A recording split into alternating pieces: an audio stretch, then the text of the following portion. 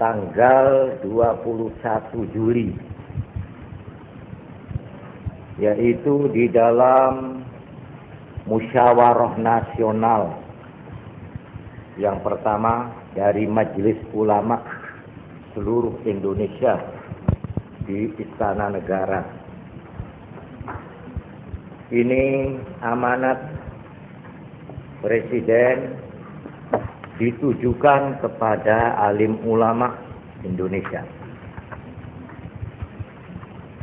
di mana Bapak Presiden mengakui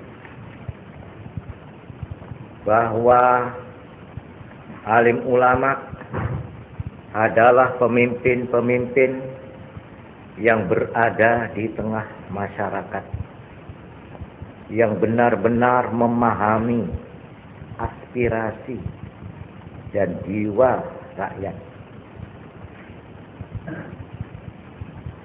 Ini pengakuan dari beliau. Oleh karena itu,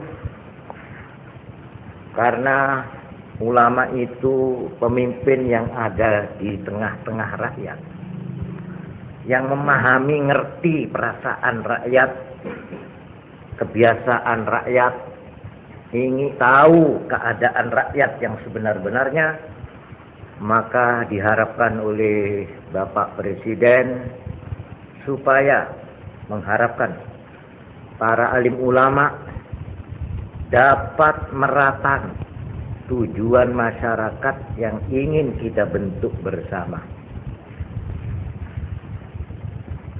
Masyarakat Indonesia yang akan dibentuk itu apa? Nah, ini antara lain yang perlu kita pahami.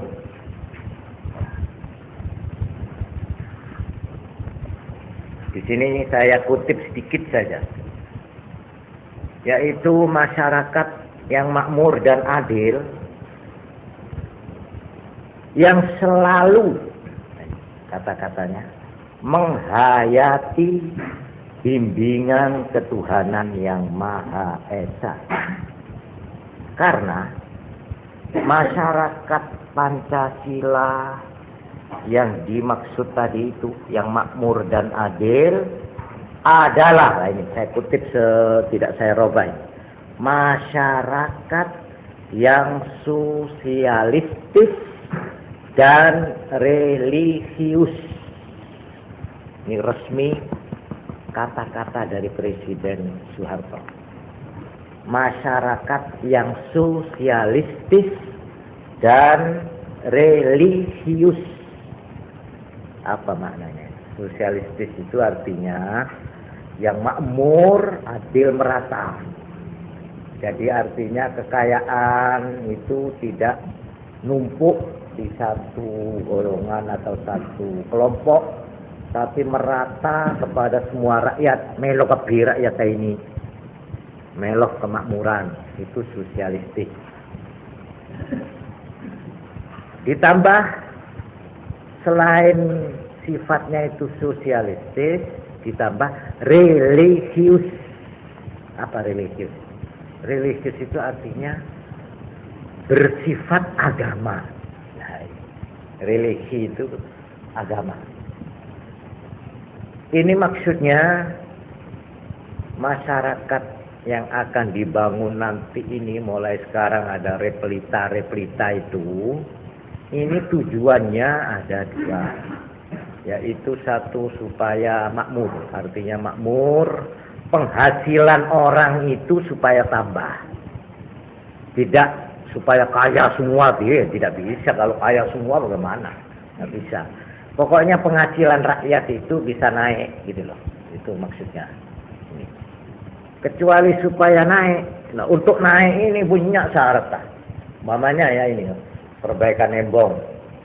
Antara sekarang di Jember sudah alhamdulillah ini kecamatan satu sama lain aspal. Jadi kalau orang mau menjual hasil tanamannya, perdagangan itu gampang. Jadi orang desa tidak melarat membawa dagangannya karena jalannya di aspal. Ini jadi pembangunan aspal, itu bukan aspalnya tok, menggampangkan. Tapi tujuan pokok supaya masing-masing orang itu penghasilannya naik. Ini satu. Tapi yang dipikir bukan hanya naiknya penghasilan, tapi juga religius. Artinya tidak lepas dari bimbingan agama. Supaya kerohaniannya rakyat itu juga dibangun dan terpelihara. Ini karena yang mengucapkan itu presiden.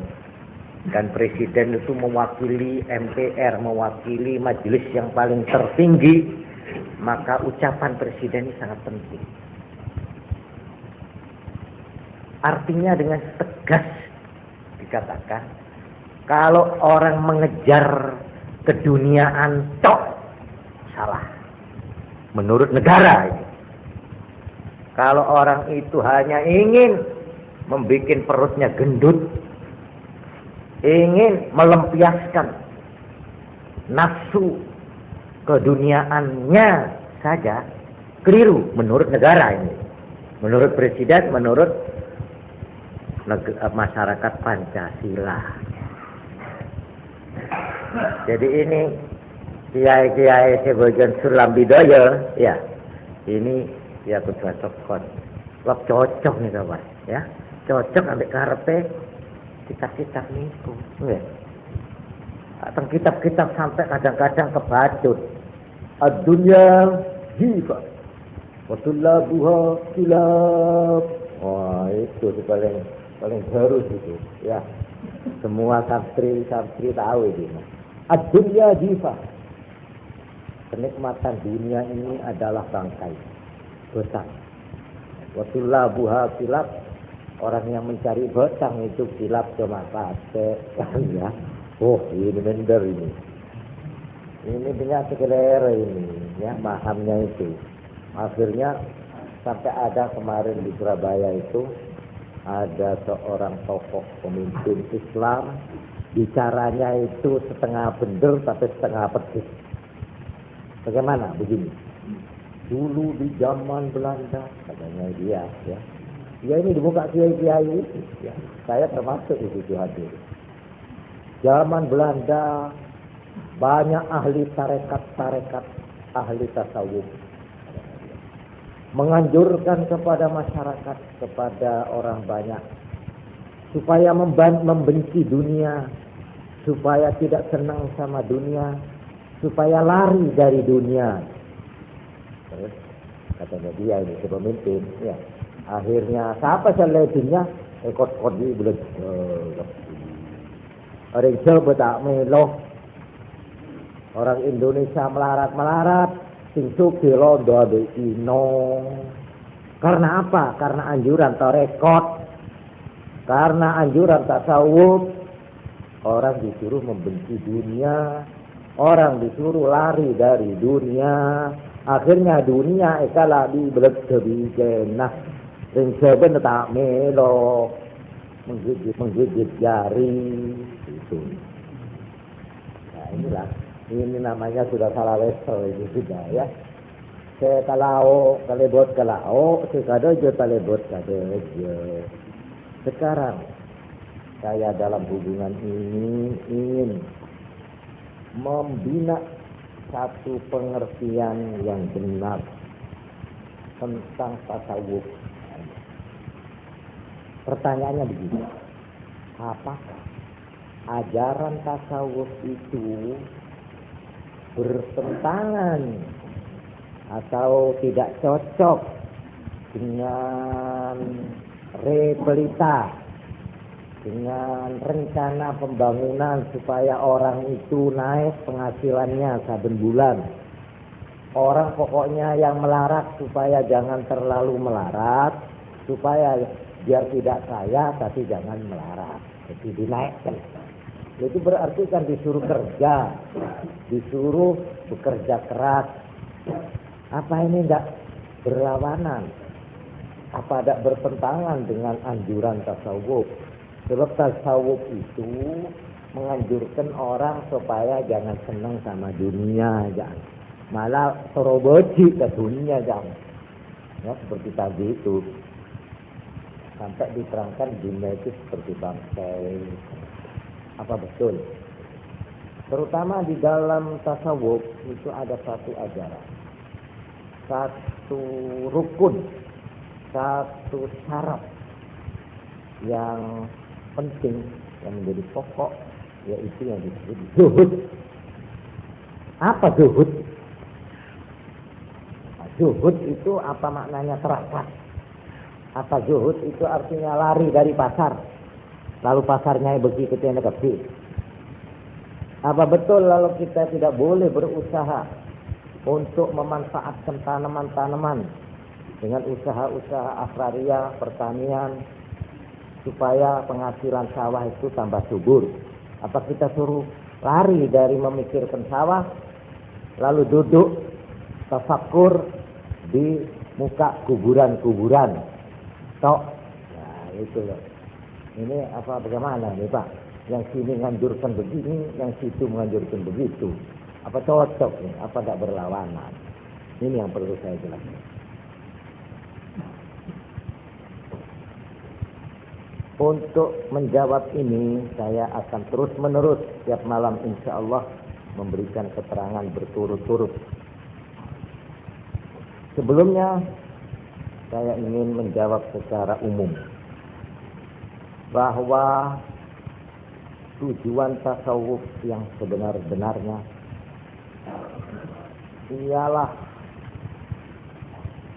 memperteguh pendirian batin manusia. Memperkuat, memperteguh pertahanan batin manusia. Ini yang penting.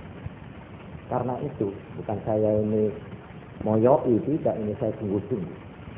Justru yang paling memerlukan tasawuf adalah pembesar-pembesar, pedagang-pedagang, pengusaha-pengusaha yang berkecimpung di tengah-tengah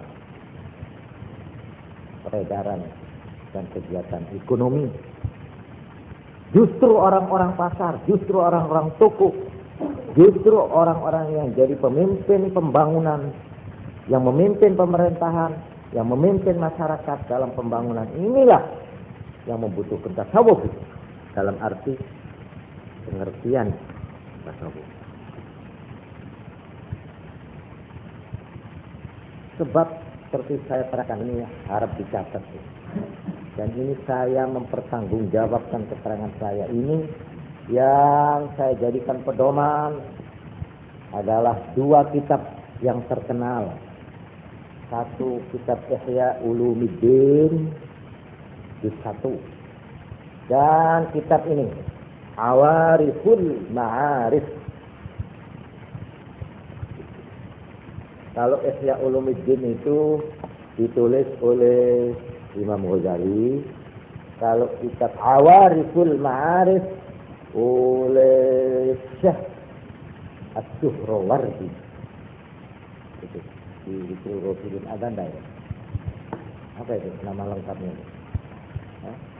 Abu Hafsin Umar As-Suhrawardi.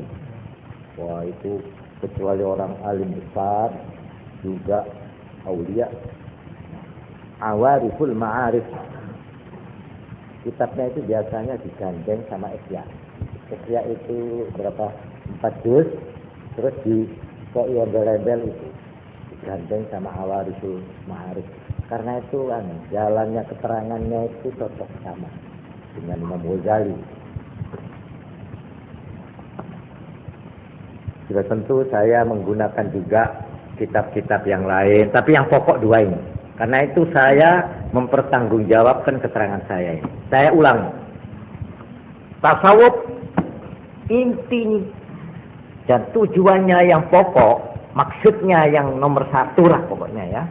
Yang penting ialah memperteguh pertahanan batin manusia.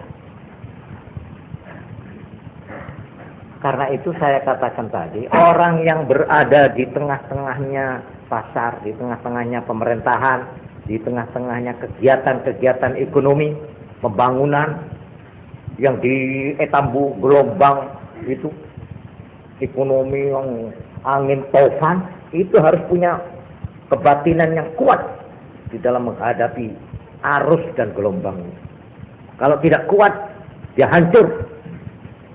Dia hancur atau niatnya hancur.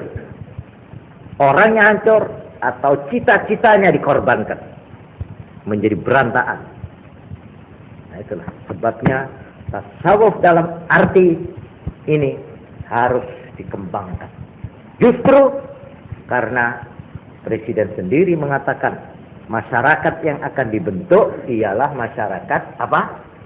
Sosialistis, itu dalam arti ekonomi, dalam arti zahir. Artinya kekayaan itu dibagi rata. Yang kaya jangan 1-2 orang top, rakyat yang banyak melarat jangan, tapi semua rakyat supaya penghasilannya itu naik. Ini sosialistis. Tapi selain sosialistis disebut religius. Religius itu artinya berjiwa agama. Tidak boleh bertentangan dengan ajaran agama. Mengejar dunia lupa akhirat, tidak boleh. Itu tegas. Ini ucapan presiden. Dasarnya apa? Dalilnya apa? Kitabnya apa? Yaitu GHBN namanya. Garis Besar Haluan Negara. GHBN. Ini GHBN mempunyai kekuatan hukum yang paling tinggi di Indonesia.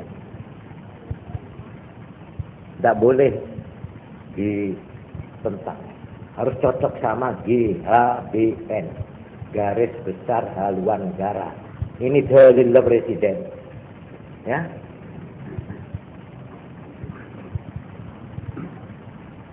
Kalau keterangan saya bukan GHBN, tapi Ihya Ulumuddin sama Awariful Ma'arif. Ini.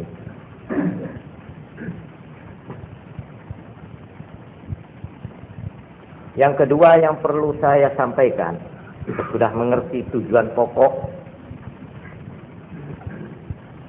Di sini ada 3 macam manusia menurut agama Islam.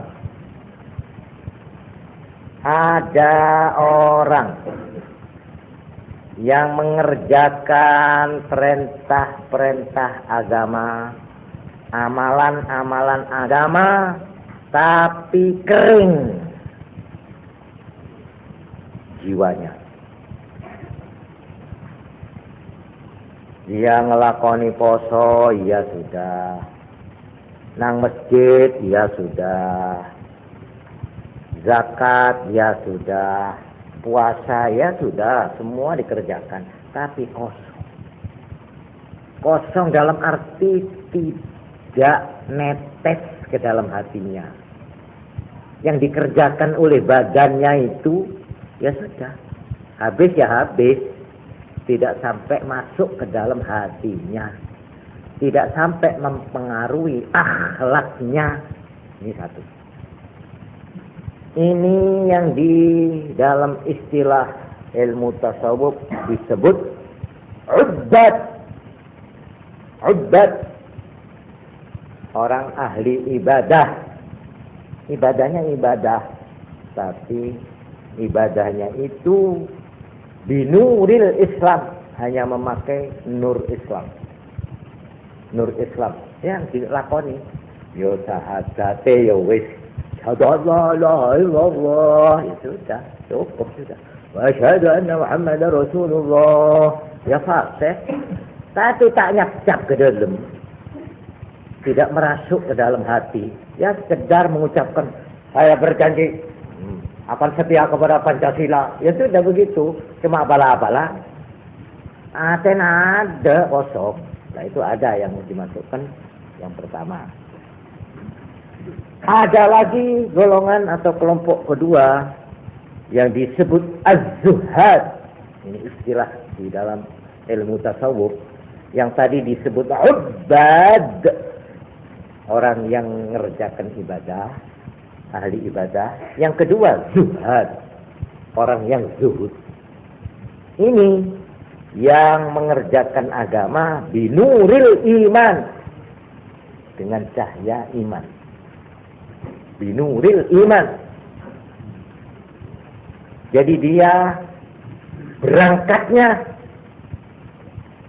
dari hatinya, dari imannya. Karena dia percaya, maka dia sembahyang, maka dia puasa, maka dia zakat.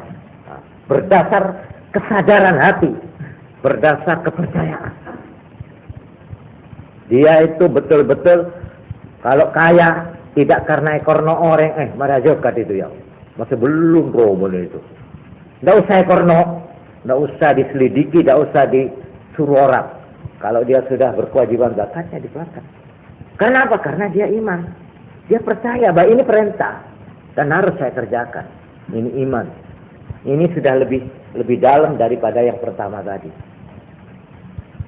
Tidak sekedar mengerjakan secara formalistis, secara resmi-resmian. Kalau itu tadi yang pertama, cara resminya Islam sudah. Mari, sunat. Oh, coba. Merpetok saya sudah sunat saya. Macam satu ampun, asal kula. Apa jangan waktu. Apa. Haji gula. Serbana sampai selekor nih. Mana ini ya? Ini cara kerja ini. Zakat dapat tiap tahun bos saya 2,5%. Tapi semua itu dikerjakannya seperti gitu, seperti ya sudah asal ngelakonnya gitu saja sudah. Tak ada dukungan dalam hati itu tak ada. Seperti begini, pada orang kata rakyat, masjid, iya. La ilaha illallah, mamanya. Asalan ke kuburan, iya. Tanya, dah mas, sudah ngatar, saya paling jatuh pak, saya singok saya, ya. Habis sampai di kuburan, ya sambil duduk-duduk di atas kuburan, ya, sambil rokokan, ya. Aku jawab di kanjana. Ya apa kan? Ini bal-balan ini apa ya? Ya apa? Itu ngale kuburan itu mau diturunkan mayitnya itu. Tidak ada suasana khidmat, tidak ada suasana di mana orang itu serem atau apa itu khusyuk atau apa ada ya biasa saja. Habis pada kau berdah, kerja kata ya, iyalah, mahar durian, ya ini lesser saya ini, mana? Kok bisa ada orang ngomong begitu itu? Agak malah, tidak ada suasana itu diresapi oleh jiwanya kosong. Ini namanya batin, orang yang mengerjakan perintah agama secara formalistis, tapi tak nyacak ke dalam. Ya ngater asal sudah mental agama sudah ini. Saya kena perluan ini. Saya ngater ini. Habis itu kubur tek. Mari jaga ya sudah betul sudah. Sudah habis kubur tek pasalkan ya amin. Amin boleh. Marilah. Sudah. Itu namanya lower itu ya. Ada itu, ada.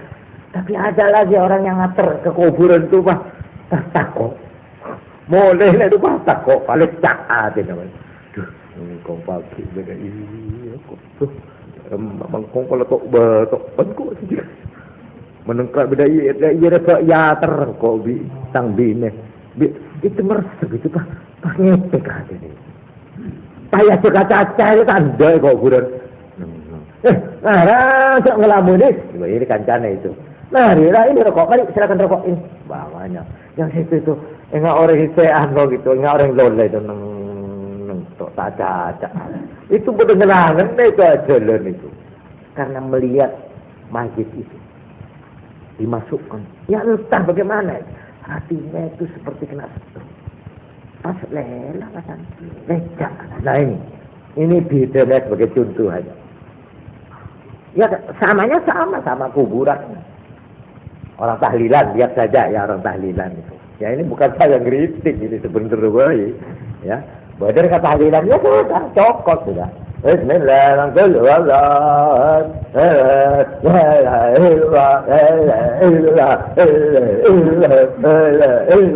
Ya sudah cukup. Ya kena apa? Agi dekel lah ampun saya pun cocok. Tapi apa?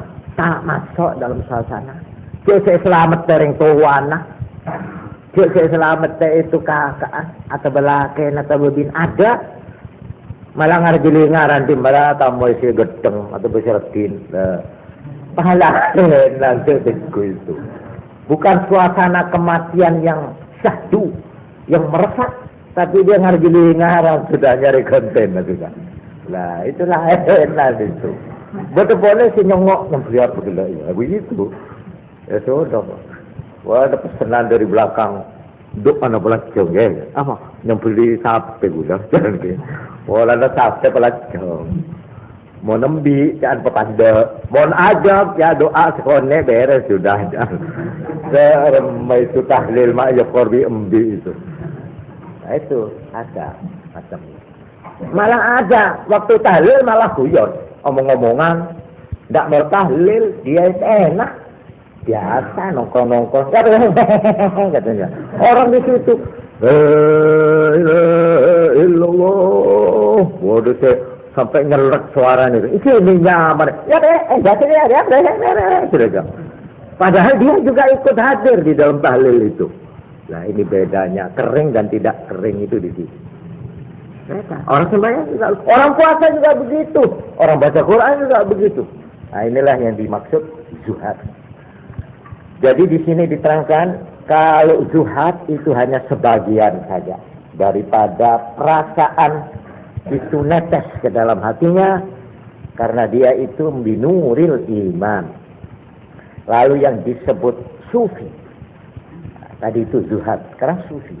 Orang yang sudah mencapai tingkat sufi, tasawuf itu, yaitu orang yang di dalam mengerjakan perintah agama yang manapun itu binuril ihsan. Kalau yang pertama ubad binuril Islam, yang zuhad binuril iman, maka yang ketiga ini sufi itu binuril ihsan. Binuril ihsan ini artinya sepenuhnya isi jiwa daripada perintah agama yang dijalankan itu diresapi, dihayati ya oleh jiwanya, didukung oleh batinnya. Kalau sudah penuh, nah itu sufi. Jadi mengerjakan agama tidak sekedar syarat rukun secara zahir, ini cara pertama tadi binuril Islam, tidak juga berdasar karena semata-mata berdasar kepercayaan,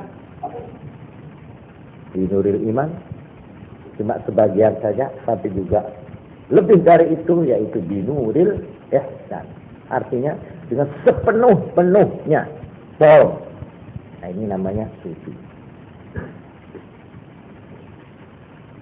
Ini untuk menerangkan tujuan asas atau tujuan tasawuf itu apa. Ini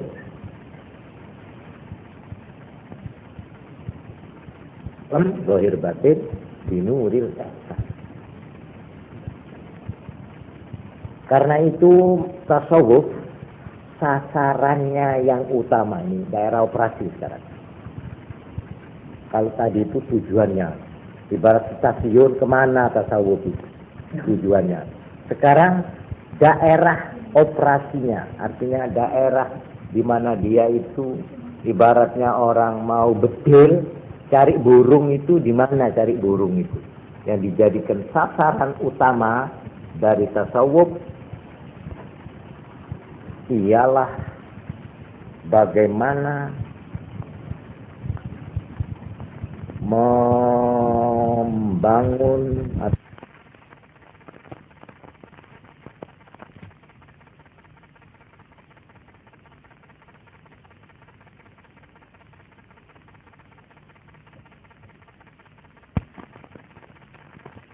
atau membina akhlak. Akhlak yang didasarkan ajaran agama. Ini yang menjadi sasaran utama adalah bagaimana membina akhlak yang berzahir batin binuril ihsan. Karena itu tasawuf sasarannya yang utama ini daerah operasi sekarang. Kalau tadi itu tujuannya, ibarat stasiun kemana tasawuf itu tujuannya. Sekarang daerah operasinya, artinya daerah di mana dia itu ibaratnya orang mau bedil, cari burung itu di mana cari burung itu. Ya, yang dijadikan sasaran utama dari tasawuf ialah bagaimana membangun atau membina akhlak.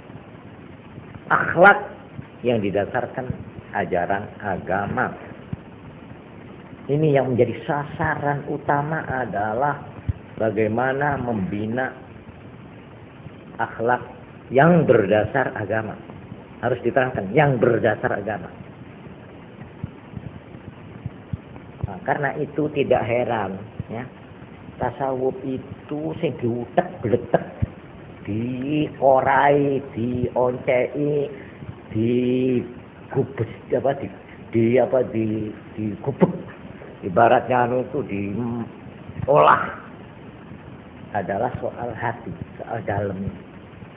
Karena itu, ya, seorang yang mau jadi tasawuf itu harus mengenal dulu siapa aku ini. Nah, ini harus pertanyaan pertama ini harus dijawab. Siapa aku? Aku itu siapa? Man ana? Ma huwa? Apa itu? Saya itu apa? Yang dinamakan, maaf ya, kalau disebut namanya ya sebut namanya. Ahmad. Man huwa Ahmad? Siapa yang dinamakan Ahmad itu? Siapanya? Apanya yang disebut? Aku manusia, aku orang ini loh. Ini apa nih? Apa songetah? Apa songkoan? Apa celananya yang dinamakan Ahmad itu? Yang dinamakan aku. Siapa aku? Aku adalah rumahku. Aku adalah sawahku. Aku adalah istriku. Aku adalah namaku. Aku adalah pangkatku. Jawab dulu pertanyaannya. Siapa aku? Kalau kita sudah bisa menjawab siapa aku, nanti kita baru mulai masuk ke pintu gerbangnya tasawuf. Baru masuk. Itu pertama. Oleh sebab itu, untuk menjawab pertanyaan siapa aku, ini harus hati-hati. Nek keliru memberikan jawab, sepanjang hidup dia keliru. Naudzubillah. Kalau dia menjawab pertanyaan yang sederhana ini keliru, mulai dia mempunyai jawaban dan mulai dia menjalankan jawabannya itu, dia mulai maghdubi alaihim waladhdallin. Dia akan mendapat kutuk selama hidupnya dan akan sesat akhir kesudahannya. Karena itu di dalam Fatihah yang kita minta, kita lahir sebagai orang yang alladzina an'amta alaihim, mendapat nikmat. Itu kita mulai lahir disunat, kawin cara Islam, wis kabeh wis cara Islam. Janganlah karena keliru menjawab man ana, siapa saya, di tengah perjalanan kita melakukan perbuatan-perbuatan yang kita yakini inilah yang benar, padahal keliru. Padahal keliru, inilah yang disebut mendapat kutuk, mendapat ghadab di tengah jalan. Ini yang kita minta, ghairil maghdubi alaihim, yang tidak dighadabi, tidak dimarahi, tidak mendapat murka laknat dari Allah di tengah jalan, walau bolin, dan tidak berkesudahan sesat. Itu maknanya.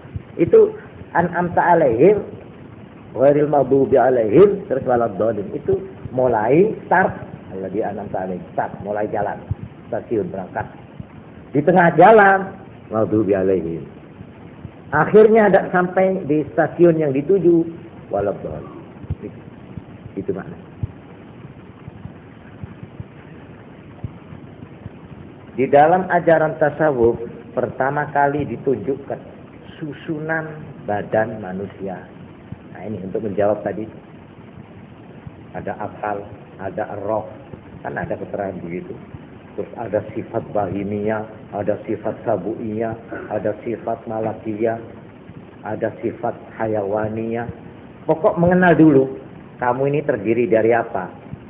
Jawabannya ada dua. Untuk menjawab siapa aku, jawabannya ada dua. Pertama, jawabannya secara zahir. Aku ini siapa? Aku ialah satu, tulang-tulang yang jumlahnya 360 sambungan tulang. 360 sambungan tulang. Yang itu tulang harus dipelihara, jangan sampai tidak mendapat makanan yang baik supaya sehat.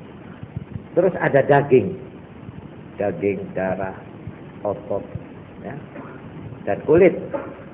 Ini yang menutupi tulang itu. Jadi kalau kita ditanya, man anta, ana tulang. Nah, jawab begitu. Siapa kamu? Saya tulang. Itu memang tulang, kita itu tulang. Tulang yang jumlahnya 360. Yang menurut ini Kanjeng Nabi Muhammad sallallahu alaihi wasallam bersabda, tiap hari orang itu harus berbuat kebaikan paling sedikit 360 kali, yaitu sebanyak tulangnya. Ini Kanjeng Nabi. Kalau orang tidak bisa melakukan perbuatan baik setiap harinya 360 kali, berarti dia punya utang yang akan ditagih. Ini berat itu Pak, 360 kali. Betul, katanya Nabi itu harus orang berbuat kebaikan. Lalu ada yang tanya, bagaimana caranya? Banyak caranya. Itulah yang disebut harus sedekah 360 kali, entah dalam arti pekerjaan ibadat, entah dalam arti nulungi wong, entah berbuat apa saja, pokok kebaikan. Itu sedikitnya tiap hari 360 kali nyelameti tulangnya orang itu. Tulangnya itu akan menuntut besok dalam kubur. Engkau yang gue sehari ya, saya selamat saya. Ibarat sepeda motor tak digemui ya aku ya, tak digenteni uline, tak digenteni, tak dikai apa itu gemuk, menutup ya itu. Cuma ada ini Kanjeng Nabi lalu memberikan jawaban yang enteng tapi abot tapi enteng. Kau nek kepingin ngeringkes bayar 300 swidak kebaikan untuk tulang-tulangmu itu. Kamu ingin tahu? Oh, enggak Gusti. Salat duha 2 rakaat beres. Jadi orang salat duha 2 rakaat itu sama dengan membayar utang kita kepada Tuhan yang telah menyewakan tulang sebanyak 360 sambungan di dalam tubuh kita. Mohon pun tenet bagi ngaku berapa tahun ya. Benarin 360, coba dikalikan itu. 360 kali tak 1 tahun berapa? Iya mau nomor setahun, mau nomor 70 tahun. Lemah itu. Saya nggak sampean ini. Tulang itu besok akan bicara, seperti Quran menyatakan. Menuntut tulang-tulang itu. Nah, ini katanya Nabi mentor majer sebaling kepang pejeng duha aja bambu. Nah, ini. Jadi orang sembahyang duha itu jangan cuma formalitas. Bukan cuma apa aja. Apa sih apa sih? Nawaitu sali sanata duha rakaat ini Allah akbar. Fatihah, mari Fatihah ke ya ayyul kafirun. Terus mari tek ngatek mana Fatihah, terus kulhu, tek assalamualaikum salam beres. Nah, itu namanya binuril Islam itu. Cuma odi kekolean meloloh.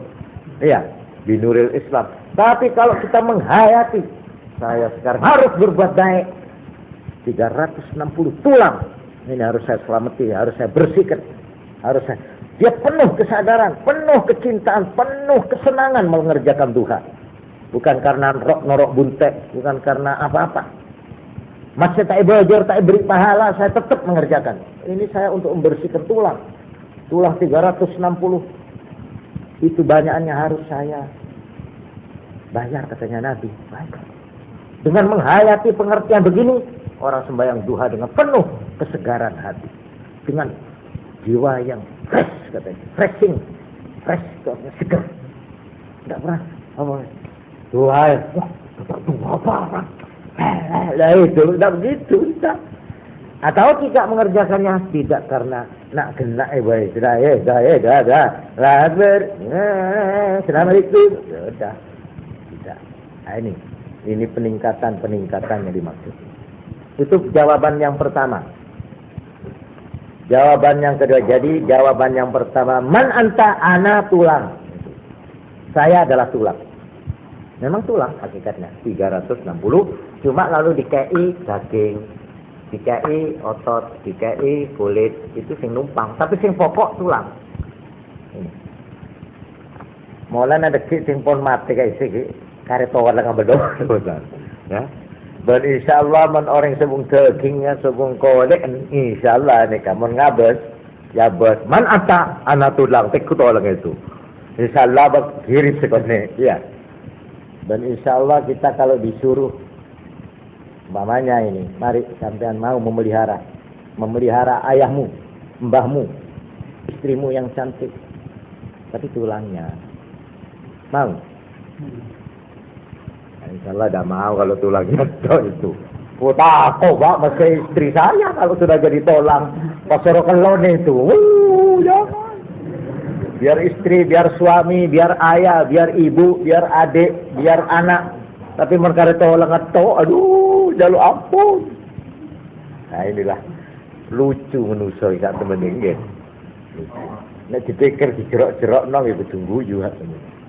Nah ini jawaban yang pertama. Kalau kita itu menjawab secara zahir, itulah jawaban. Tapi kalau kita menjawab yang kedua, man anta? Siapa kamu? Ana ruh. Ini jawabannya. Saya adalah roh. Nah, inilah yang betul. Yang paling betul ini. Ana ruh. Saya adalah roh. Ini yang betul.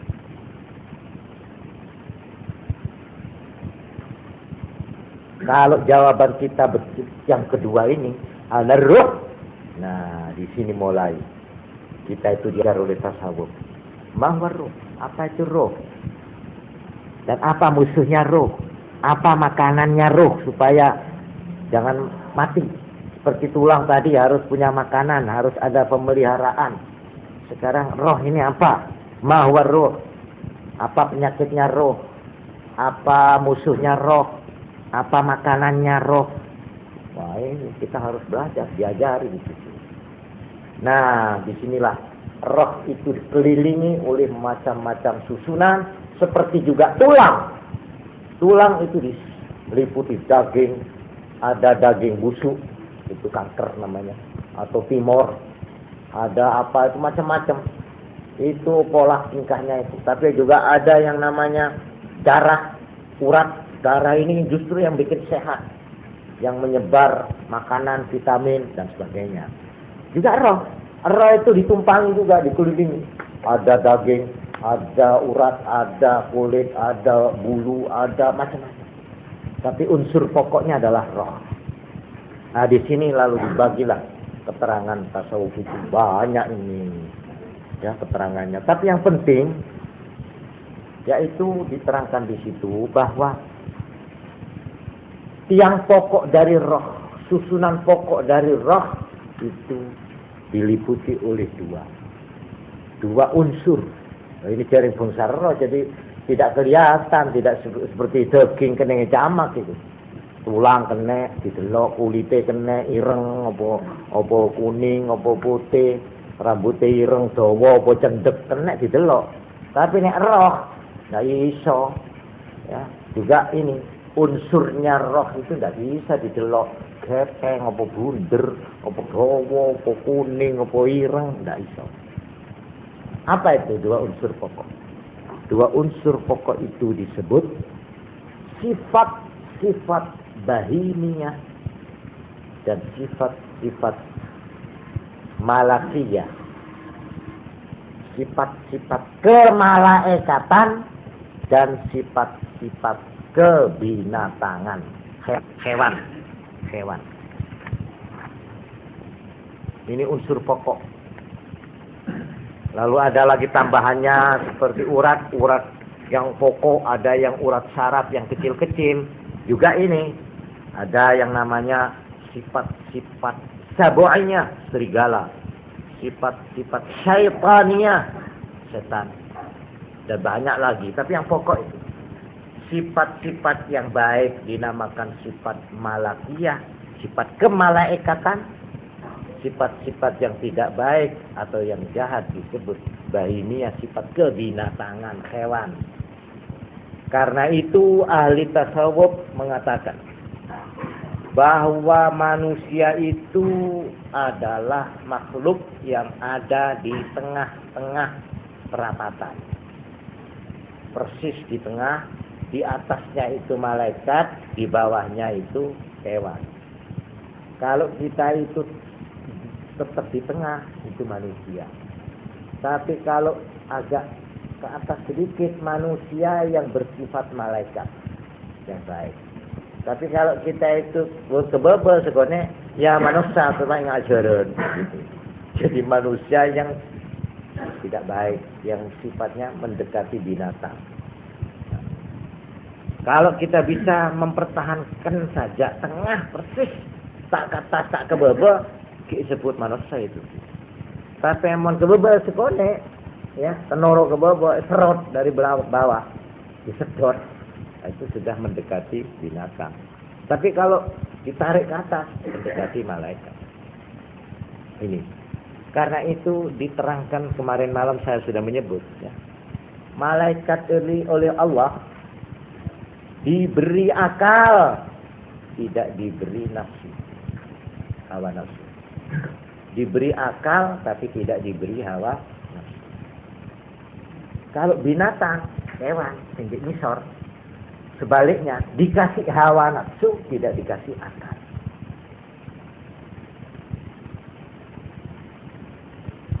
Kalau manusia yang di tengah dikasih dua-dua, ya akal ya hawa nafsu. Itu. Ini supaya bisa menjawab man anta, siapa kamu? Nah, jawabannya harus hati-hati. Kalau akal semata-mata itu malaikat, akal, tidak punya hawa nafsu. Kalau cuma nuruti hawa nafsu tok, itu namanya kewan. Kewan, tidak berakal gas. Diwurui, dikandani, dituturi, tidak gelem. Dipimpin agama, tidak gelem, kelek, itu apa? Alah, pokok seneng. Nah, ini namanya binatang. Binatang itu kita lihat kehidupannya. Pedomannya hanya hawa nafsu. Artinya nafsu itu keinginannya. Makan. Bagaimana makan? Tak tahu. Jangan ditanya soalnya. Pokok makan. Apa makan di atas meja ngecok itu nasi goreng, apa makan di itu comberan sing kepek nun sewu tae, ya. Bukan soal, asal makan di meja yang bersih ngecok nasi goreng, atau makan di comberan yang kumpul keletong telek kotoran boleh, pokok makan itu titik, ya. Apalagi wong guwang, ya. Wong guwang itu muntah beda itu, nek orang pelapan aja. Ini muntah beda jahat tak sedek kan. Juga apalagi selain makan? Tidur. Dia tidur di mana? Enggak jadi soal. Di atas motor boleh. Tapi mau usah di motor ngok-ngokan itu. Beda aja pedungi motor bisa. Kadang bisa di tempat tidur kalau perlu kucing itu coba lah tak tahu ini baru kemantan anyar tak kemantan anyar ini spray ini kotor sih pokok tidur pokok tidur di mana tidak jadi soal caranya bagaimana tidak soal abang kang iya selimuti ya arek kiri di kucing selimuti iya kayak itu abang kang iya kayak itu Pokoknya cara dan tempat tidak jadi soal. Pokok tidur. Ini kan. Tiga apa? Pokok berkelamin. Nah, amosor. Kakek, bine. Di mana? Tak tahu. Di jalan raya boleh. Saya coba lihat saja. Etek, mentok, di jalan-jalan. Bedoreng yang kue seorang, buat tabal sedikit. Coba. Di tempat gelap, iya. Di mana saja itu bukan soal.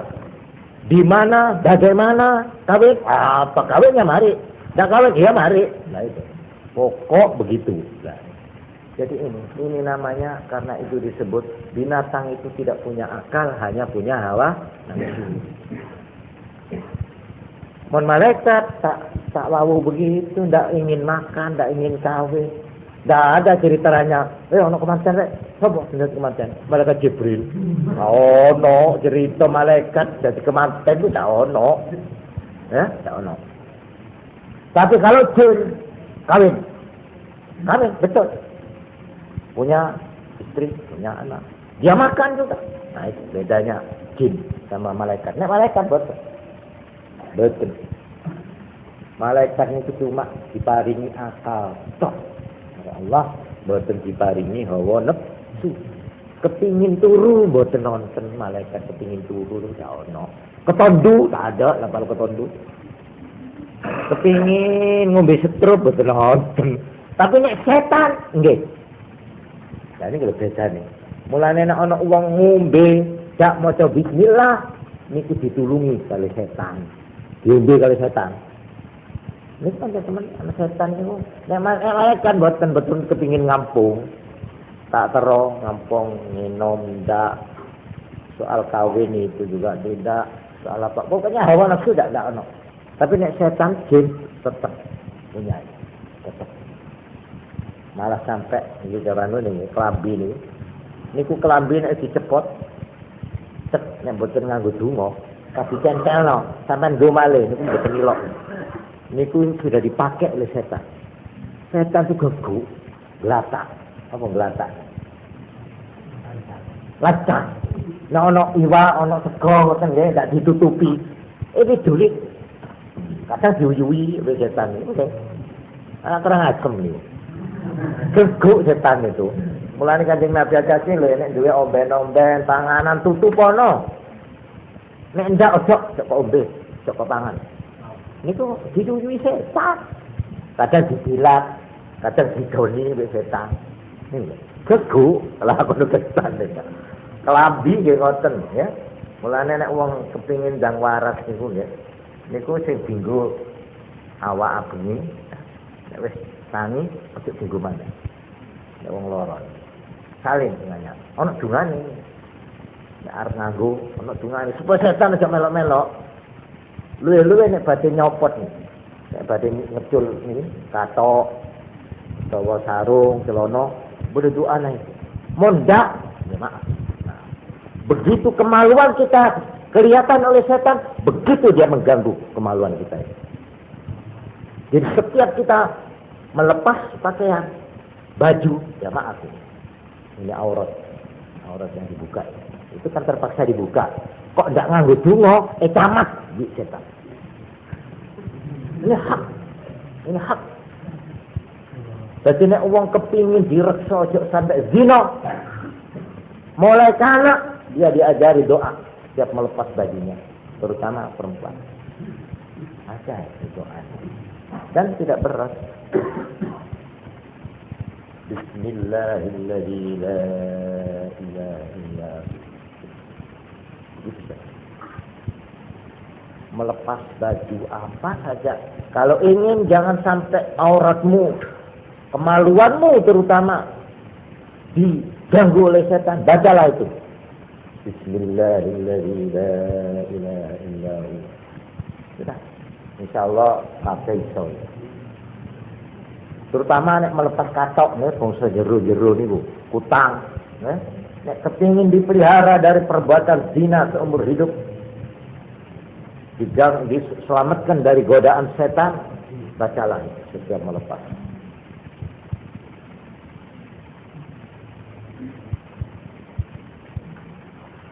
Jadi ini nggih Krono setan itu bongso batin, bongso alus. Ya caranya menyerang itu cara halus.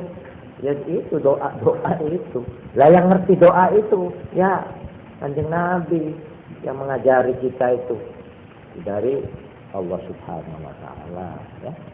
Sudah ini jadi saya sebagai pendahuluan ini sudah jelas ya. Jadi keterangan saya malam ini saya akhiri di sini saja, yaitu kita untuk mengerjakan tasawuf lebih dulu kita harus bisa menjawab pertanyaan man anta, siapa engkau, siapa beendria. Kalau kita itu keliru menjawabnya, keliru juga perjalanan hidup kita. Konsopo potongan yang langsing, repot sudah. Kalau potongan yang langsing, kalau umurnya dia tambah tua susah. Tuh opo yo abet no. Tidak ada barang yang paling ditakuti kecuali tua. Tua itu. Karena apa? Berubah semua ukuran. Ukuran sentimeter itu hilang semua. Langsing berkerut. Kalau itu jawabanmu, keliru seluruh perjalanan hidup. Kamu akan jadi orang susah. Semakin tua semakin susah. Kerok sekone susah. Wis dak ayu sithik wis susah. Bungkuk sithik wis susah. Tambah tua tambah susah, gelisah. Tapi kalau jawabanmu betul, man anta ala ruh. Semakin tua semakin mutmainnah. Semakin tenang orang itu. Biarpun dia orang perempuan. Nanti dia itu bisa menjawab dan bisa konsekuen, maka dia nanti yang akan dipanggil ya ayyatuhan nafsul mutmainnah irji'i ila rabbik. Ayo kembali ke sini kepada Tuhanmu. Radiyatan mardiyah. Coba dengan perasaan puas itu radiyah, mardiyah, diterima dengan baik dan dieluk-elukkan oleh Tuhan. Dielus-elus oleh Tuhan. Fadkhuli fi ibadih, pantinya lebuah termasuk hambaku yang baik. Wadkhuli jannati, silahkan masuk surgaku ini, habiskan keinginanmu di situ. Ma tasdahihi ma tasdahil hawa. Inilah pokok tujuan daripada tasawuf. Ya. Nah, sudah saya kira cukup jelas lah. Mudah-mudahan untuk langkah pertama kita sudah menemukan jawaban apa itu tujuan tasawuf, perlunya tasawuf. Dan kalau kita sudah tahu begitu, kita sendiri ini merasa perlu apa enggak kepada tasawuf. Itulah. Terjawab bahwa al-jawab. Subhanallah wa bihamdihi asyhadu an la ilaha illa anta astaghfiruka wa atubu ilaik. Assalamualaikum warahmatullahi wabarakatuh. Monggo tak dikira sampeyan langsung kira-kira tak menit 2 menit. Itu mulai nopo ya. Langsung guna diceklah di sini Fitru Rasulullah.